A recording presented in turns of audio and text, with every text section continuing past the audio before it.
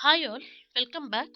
So, మనం last క్లాస్‌లో చెప్పుకున్నట్టు ఈరోజు మనం టెస్ట్ బెంచ్ అంటే ఏంటి? అసలు టెస్ట్ బెంచ్ వెరిలోగ్‌లో ఎట్లా రాస్తాము? అసలా టెస్ట్ బెంచ్ అనేది యూజ్ ఏంటి? దేనికి యూజ్ చేస్తామనేది ఈరోజు మనం చూద్దాం. రైట్. సో, టెస్ట్ బెంచ్ అనేది ఏంటంటే ఫర్ ఎగ్జాంపుల్ మనం ఒక సర్క్యూట్‌ని డిజైన్ చేసాం. ఓకే. ఆ డిజైన్ చేసిన సర్క్యూట్ యొక్క కరెక్ట్‌నెస్ అంటే అర్థం అది కరెక్ట్‌గా వర్క్ అవుతుందా? లేదా? దాని ఫంక్షనల్ కరెక్ట్‌నెస్ ఎలా ఉంది? అది మనం ఏ ఇన్‌పుట్స్ ఇస్తే ఫర్ ఎగ్జాంపుల్ మనం ఒక AND గేట్‌ని డిజైన్ చేసామనుకోండి. మనం ఒక AND గేట్‌ని డిజైన్ చేసినట్టు అన్నప్పుడు దానికి అనుగుణంగా మనం 2 వాల్యూస్ ఇచ్చినప్పుడు అది AND ఆపరేషన్ పెర్ఫార్మ్ చేస్తుందా? లేదా? కరెక్ట్‌గా చేస్తుందా? లేదా? ఫర్ ఎగ్జాంపుల్ మనం ఒక ఫుల్ యాడర్ తీసుకున్నాం. ఫుల్ యాడర్ 3 ఇన్‌పుట్స్ ఉంటాయి. 2 అవుట్‌పుట్స్ ఉంటాయి. రైట్? సో, మనం ఒక వాల్యూ ఇచ్చినప్పుడు లైక్ ఫర్ ఎగ్జాంపుల్ 2+2 అనే వాల్యూ ఇచ్చినప్పుడు అది 4 అనే అవుట్‌పుట్ కరెక్ట్‌గా వస్తుందా? లేదా? ఇలాగ మనకి ఫుల్ యాడర్ అనేది 3 బిట్ ఫుల్ యాడర్ అనేటప్పటికి 2 పవర్ 3 8 కాంబినేషన్స్ ఉంటాయి. ఈ 8 కాంబినేషన్స్ మనం పాస్ చేసినప్పుడు ఆ డీయూటీలోకి పాస్ చేసినప్పుడు అది కరెక్ట్‌గా వర్క్ అవుతుందా? లేదా? సో, ఎట్లా పాస్ చేస్తాం? ఆ పాస్ చేయడానికి మనకొక ఎన్విరాన్మెంట్ కావాలి. ఆ ఎన్విరాన్మెంటే టెస్ట్ బెంచ్. అంటే మన stimulus. Stimulus is nothing but మన వాల్యూస్, మన ఇన్‌పుట్ ఎట్లా వర్క్ అవుతుంది అనే దానికి మనం కొన్ని వాల్యూస్‌ని మనం దానికి ఇచ్చి చూడాలి. అంటే ఇవ్వడాన్ని, పాస్ చేయడాన్ని, డ్రైవ్ చేయడాన్ని మనం ఏమంటామంటే బేసికల్‌గా ఆ డ్రైవ్ చేసే ప్రాసెస్‌ని మనం టెస్ట్ బెంచ్ ద్వారా చేస్తాం. ఓకే. సో, ఈ టెస్ట్ బెంచ్‌లో మనం ఆ డ్రైవ్ చేయడానికి ఒక కోడ్ అనేది ఒక స్టిప్యులేటెడ్‌గా ఇలా రాయాలి, ఇలా డ్రైవ్ చేయాలి. ఎందుకంటే ఇదంతా everything is based on rules and regulations when we are talking about language. Okay. Language గురించి మాట్లాడుకుంటున్నప్పుడు కొన్ని రూల్స్ అండ్ రెగ్యులేషన్స్ ఉంటాయి కాబట్టి, ఈ రూల్స్ అండ్ రెగ్యులేషన్స్‌కి అనుగుణంగా మనం టెస్ట్ బెంచ్ కోడ్‌ని డిజైన్ చేసి, అక్కడి నుంచి మనం మన DUT is nothing but design under test. Okay. అందుకు డీయూటీ అంటాం. డీయూటీ అంటే డిజైన్ అండర్ టెస్ట్. కొన్ని వాటిలో యూయూటీ అని కూడా ఉంటుంది. ఓకే. బేసికల్‌గా డీయూటీ అన్నా, యూయూటీ అన్నా ఒకటే. డీయూటీ అంటే డిజైన్ అండర్ టెస్ట్. యూయూటీ అంటే యూనిట్ అండర్ టెస్ట్. ఏదన్నా ఒకటే. సో, మనం ఏదైతే డిజైన్ చేసామో అది అండర్ టెస్ట్ కేస్‌లో ఉంది కాబట్టి దాన్ని డీయూటీ అంటాం. ఓకే. సో, ఆ డీయూటీని మనం చెక్ చేయడానికి ఎట్లా కోడ్ రాయాలి, దాన్ని ఎలా డెవలప్ చేయాలి, ఎట్లా డ్రైవ్ చేయాలి, ఇవన్నీ కూడా మనం టెస్ట్ బెంచ్‌లోనే చేస్తాం. ఇవన్నీ కూడా ఈరోజు మనం చూద్దాం. సో, ఫస్ట్‌లీ డీయూటీని టెస్ట్ బెంచ్‌కి కనెక్ట్ చేసే త్రూ కనెక్టింగ్ ఇంటర్ఫేస్ అంటాం. అంటే ఈ కనెక్షన్‌ని బేసికల్‌గా కనెక్టింగ్ ఇంటర్ఫేస్ అంటాం. మనం ఫర్దర్‌గా కాంప్లెక్స్ డిజైన్ నేను లాస్ట్ క్లాస్ చెప్పాను. సిస్టమ్ వెరీలోకొచ్చేసరికి మనం కాంప్లెక్స్ టెస్ట్ బెంచెస్‌ని డిజైన్ చేస్తాం. డెవలప్ చేస్తాం. సో, ఇట్లా డెవలప్ చేసినప్పుడు మనకి ఇంటర్ఫేస్ అనే దాని గురించి ఇంకా ఫర్దర్‌గా తెలుసుకుంటాం. బట్ యాస్ ఫర్ నౌ డీయూటీని టెస్ట్ బెంచ్‌కి కనెక్ట్ చేసేదాన్ని మనం బేసికల్‌గా కనెక్టింగ్ ఇంటర్ఫేస్ అంటాం. ఓకే. సో, ఒక చిన్న ఆర్కిటెక్చర్ ఎట్లా జరుగుతుంది అసలు ఈ ప్రాసెస్ అనేది చూద్దాం. సో, ఇది మన టెస్ట్ బెంచ్. టెస్ట్ బెంచ్ అనేది ఏంటంటే it's nothing but an environment where will be writing our code. Okay. Test bench code రాసే ఒక ఎన్విరాన్మెంట్. సో, ఈ టెస్ట్ బెంచ్ ఎన్విరాన్మెంట్‌లో మనం ఏం చేస్తున్నాం?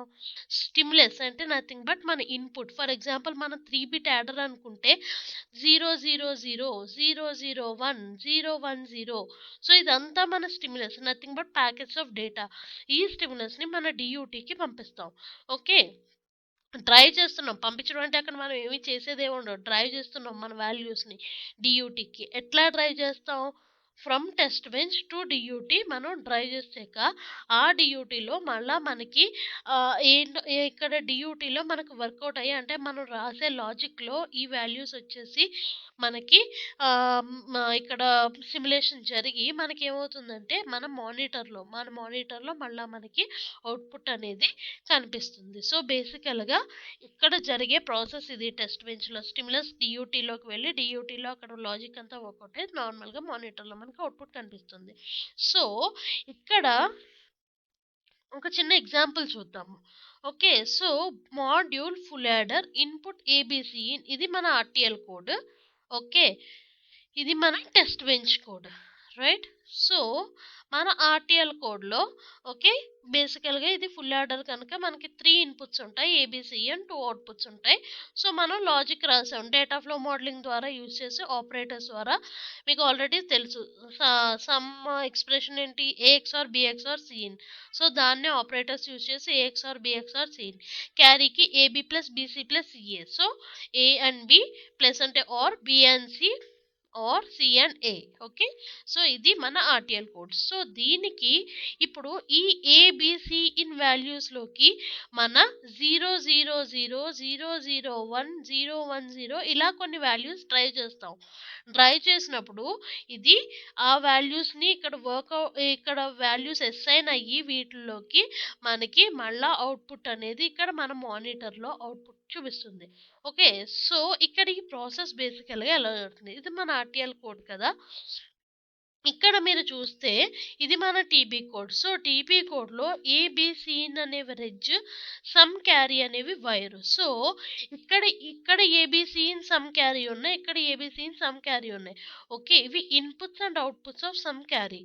ఈ ఏబీసీన్ అనేవి మనం బేసికల్‌గా నేను పోర్ట్ కనెక్షన్స్ గురించి చెప్పినప్పుడు చెప్పాను.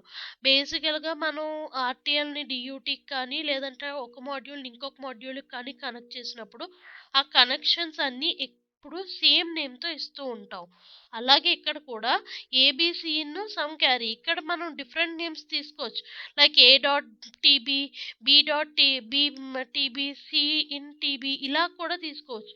బట్ ఇలా తీసుకున్న పెద్ద ప్రాబ్లమ్ ఏమి ఉండదు. ఎందుకంటే సేమ్ అయినా సరే ఇక్కడ ఎర్రర్ అనేది ఏమి రాదు. ఎందుకంటే ఇక్కడ మనం కనెక్షన్ చేస్తున్నాం గనుక ఇక్కడ ABC in some carry. So, ఇక్కడ మనం ఏం చేస్తున్నాం? ఇన్‌స్టాన్షియేషన్ చేస్తున్నాం. అంటే మన ఆర్‌టిఎల్‌ని టీబీకి ఇన్‌స్టాన్షియేట్ చేస్తున్నాం. ఇన్‌స్టాన్షియేట్ చేయడం అంటే యూయూటీ ద్వారా కనెక్షన్ ఇస్తున్నాం. సో, ఇక్కడ కనెక్షన్ ఎట్లా ఇస్తున్నాం? ఈ ఏని ఈ ఏకి కనెక్ట్ చేస్తున్నాం. అలాగే బిని బికి, సిని సిన్‌కి. సో, ఇది port connection by order. Okay. మీరు పోర్ట్ కనెక్షన్స్ గురించి చూడకపోతే నేను డిస్క్రిప్షన్‌లో లింక్ ఇస్తాను. దాంట్లో మీరు పోర్ట్ కనెక్షన్స్ బై ఆర్డర్ అంటే ఏంటి? బై నేమ్ అంటే ఏంటి చూడొచ్చు. సో, ఇక్కడ మనం బై ఆర్డర్ ఫాలో అవుతున్నాం. సో, ఇక్కడ ఏ ఆర్డర్ అయితే ఉందో ఇక్కడ సేమ్ ఆర్డర్‌లో మన కనెక్షన్స్ అనేవి జరుగుతున్నాయి. ఓకే. సో, దాని తర్వాత ఏం చేస్తాం? Initial, begin. ఇనీషియల్ అనేది ఒక బ్లాక్. ఓకే. అంటే ఒకేసారి ఇనీషియల్ అంటే ఒక్కసారే దాంట్లో ఎన్ని వాల్యూస్ పాస్ చేసినా అది ఒక్కసారే అవుతుంది. మళ్ళీ వెనక్కి రాదు. ఆ సిమ్యులేషన్ అనేది ఒక్కసారే జరుగుతుంది. ఇనీషియల్ బ్లాక్ వచ్చేసి. ఓకే. ఇనీషియల్ బ్లాక్ అంటే ఏంటి? ఆల్వేస్ బ్లాక్ అంటే ఏంటి? అది ఫర్దర్‌గా చూద్దాం. బట్ యాస్ ఫర్ నౌ మీరు ఇది గుర్తుపెట్టుకోండి. మనం ఏదన్నా ఇనీషియల్ బ్లాక్‌లో రాసాము అంటే అర్థం అది ఓన్లీ ఒక్కసారే సిమ్యులేట్ అవుతుంది. రైట్. సో, ఆ ఇనీషియల్ బ్లాక్‌లో మనం కొన్ని వాల్యూస్‌ని కొంత డిలే ఇస్తూ పాస్ చేసాం. ఓకే. పాస్ చేశాక ఇప్పుడు ఈ వాల్యూస్ అన్నీ పాస్ చేసాం. ఓకే. ఇందులోకి పాస్ అయిపోయినియి. ఫైన్. ఓకే. పాస్ అయినియి. మనకి ఎంతో కొంత వాల్యూస్ అవుట్‌పుట్ వచ్చింది. ఎందుకంటే ఏఎక్స్ఆర్, బిఎక్స్ఆర్ సీన్ కదా! 0, 0, 0 ఇస్తే మనకి సమ్ వాల్యూ ఒకలా వస్తుంది. క్యారీ వాల్యూ ఒకలా వస్తుంది. సో, దాన్ని బేస్ చేసుకుని అలాగే 0, 0, 1 ఇచ్చినప్పుడు సమ్ వాల్యూ ఒక అవుట్‌పుట్ వస్తుంది. క్యారీ వాల్యూ ఒక అవుట్‌పుట్ వస్తుంది.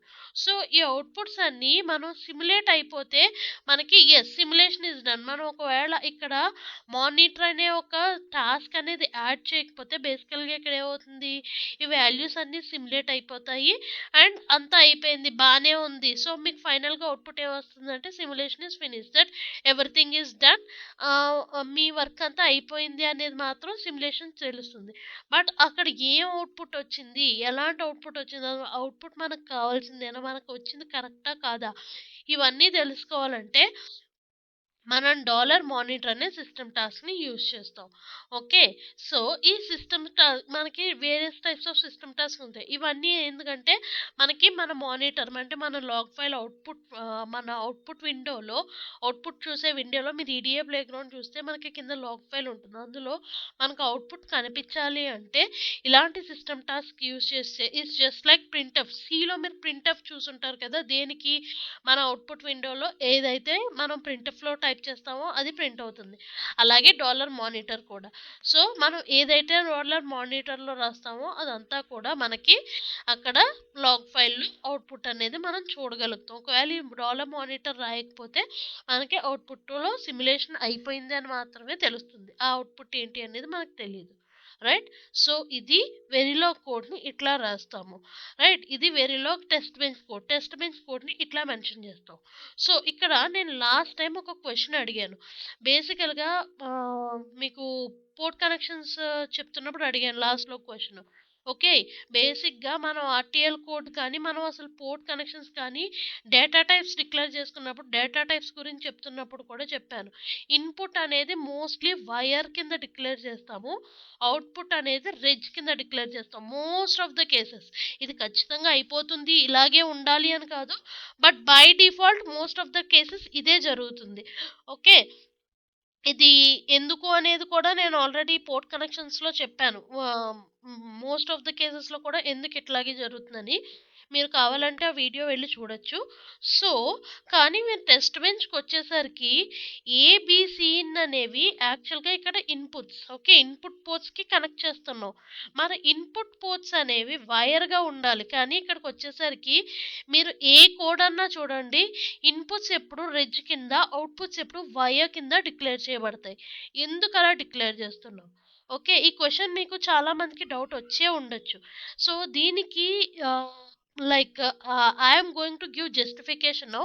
బట్ ఇది మీకు అర్థం కాకపోతే మాత్రం జస్ట్ రిమెంబర్ ఇట్ దట్ ఎప్పుడు కూడా ఇన్పుట్స్ వైర్ కింద, ఇన్పుట్స్ రెజ్ కింద, అవుట్పుట్స్ వైర్ కింద డిక్లేర్ చేస్తాం.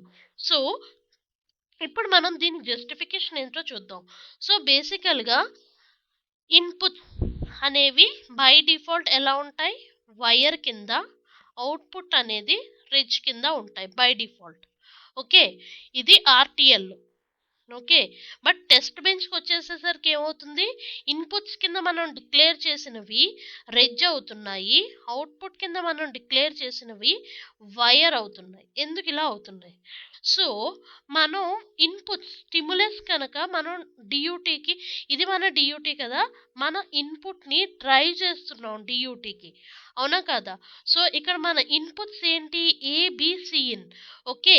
ఇక్కడ మనం ఈ వాల్యూస్ని ఏం చేస్తున్నాం? డియూటీలోకి డ్రైవ్ చేస్తే అక్కడ డియూటీ ఈ వాల్యూస్ని స్టోర్ చేసుకుని, ఓకే, అప్పుడు పాస్ చేస్తుంది వాల్యూస్. ఓకే.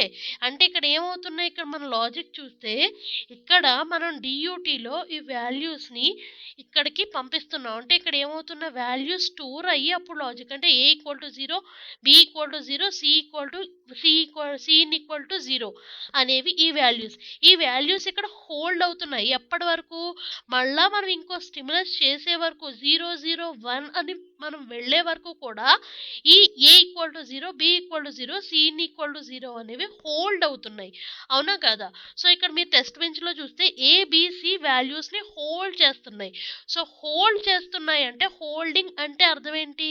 అవి రిజిస్టర్ డేటా టైప్ అవుతాయి. అందుకని మనం టెస్ట్ బెంచ్కి వచ్చేసరికి ఇన్పుట్స్ వాల్యూస్ ఏబిసిన్ అనేవి మనం రెజ్ కింద డిక్లేర్ చేస్తున్నాం. ఎందుకంటే ఈ వాల్యూస్ హోల్డ్ చేస్తున్నాయి ఎప్పటి వరకు? మళ్ళా 10 టైమ్ యూనిట్స్ వరకు కూడా.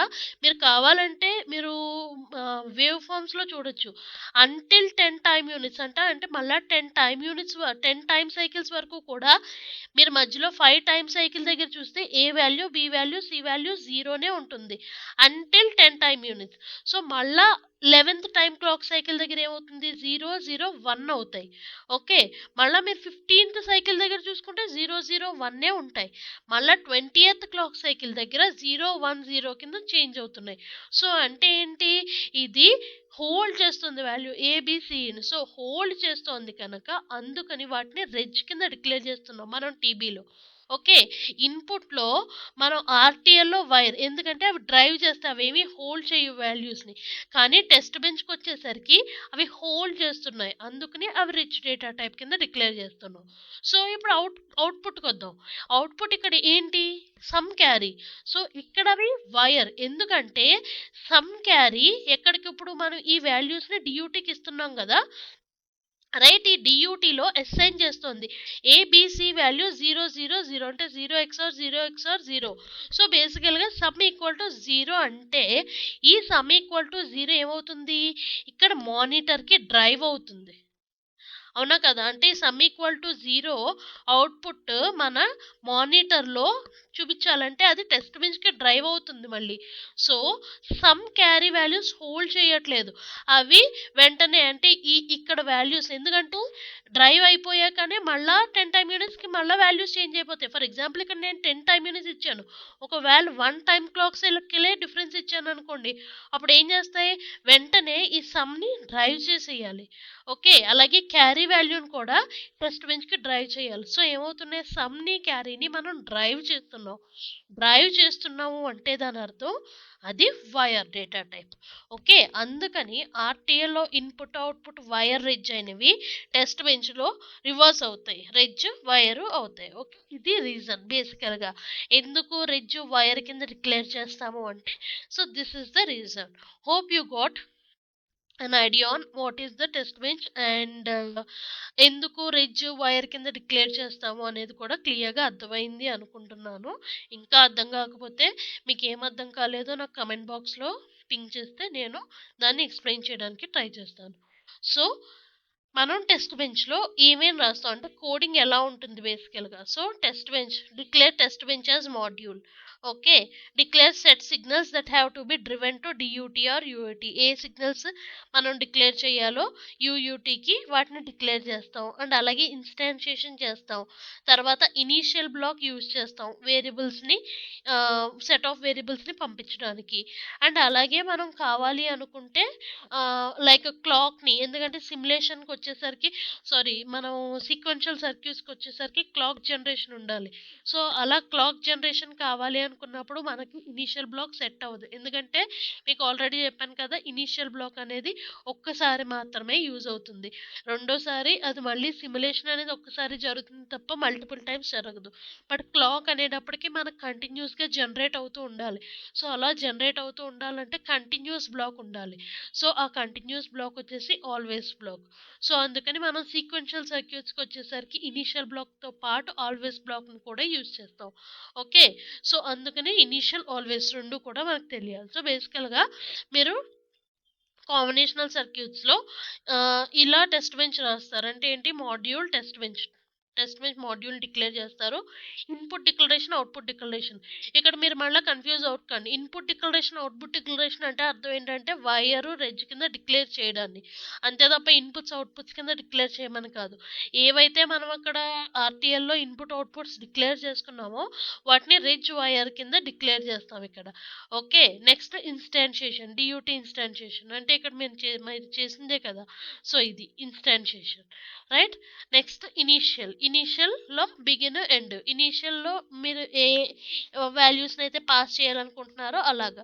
ఫర్ ఎగ్జాంపుల్ మీరు ఇనీషియల్‌లో కొన్ని వాల్యూస్‌ని నార్మల్‌గా పాస్ చేయాలనుకున్నారు. కొన్ని లూప్స్‌లో రాయాలనుకున్నారు. లైక్ మనం ఒకే కోడ్‌ని వేరియస్ లాజిక్స్ యూజ్ చేసి రాయొచ్చు. ఫర్ ఎగ్జాంపుల్ ఇప్పుడు మనం సీక్వెన్స్ చూసుకుంటే 0, 0, 0 నుంచి 1, 1 వరకు మనకి వేరియస్ అవుట్‌పుట్స్ ఉన్నాయి. 0-8 కాంబినేషన్స్ ఉన్నాయి కదా! ఈ కాంబినేషన్స్ అన్నిటిని మనం ఫర్ లూప్‌లో ఒకేసారి ఒక చిన్న ఫర్ లూప్ లాజిక్ రాసి మొత్తం అన్నీ ఒకేసారి కూడా పంపించొచ్చు. సో దట్ ఏమవుతుందంటే మనకి టైమ్ సేవ్ అవుతుంది. అలాగే స్పేస్ కూడా. అంత అవసరం లేదు. ప్రతీదీ పంపించక్కర్లేకుండా మాన్యుయల్‌గా ఒక ఫర్ లూప్ రాసి మొత్తం అన్నీ కూడా ఆటోమేటిక్‌గా లూప్‌లో ఫాలో అవుతూ ఉంటాయి.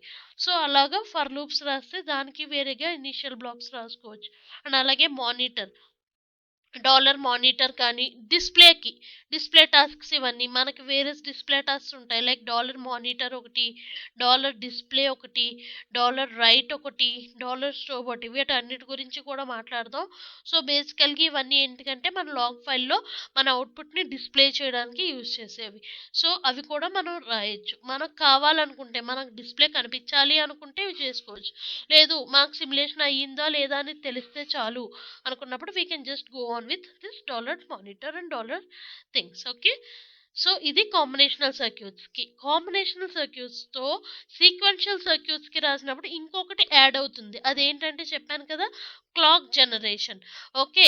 సో ఈ క్లాక్ జనరేషన్ అనేది బేసికల్గా ఇనీషియల్ కాదు ఆల్వేస్ బ్లాక్తో రాస్తాము.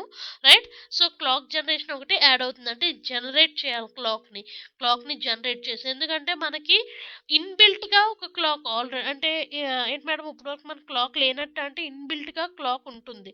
ఓకే. బట్ సీక్వెన్షియల్ సర్క్యూట్స్‌కి మనం క్లాక్‌ని బేస్ చేసుకొని కూడా కోడింగ్ రాయాల్సొస్తుంది కనుక, క్లాక్‌ని మనం ఇన్‌బిల్ట్‌గా ఉన్నా సరే, ఒక క్లాక్‌ని మనం జనరేట్ చేస్తాం. సో, అందుకని క్లాక్ జనరేషన్‌కి అండ్ అలాగే మిగతావన్నీ సేమ్. లైక్ ఓన్లీ సీక్వెన్షియల్ సర్క్యూట్స్‌లో ఒకటి యాడ్ అయ్యేదేంటంటే, క్లాక్ జనరేషన్‌కి మాత్రం ఒక బ్లాక్ యాడ్ అవుతుంది. రైట్? సో, ఇట్లాగా మనం టెస్ట్ బెంచ్ కాంబినేషన్స్‌కి కానీ, సీక్వెన్షియల్స్‌కి కానీ రాసుకుంటాం. రైట్?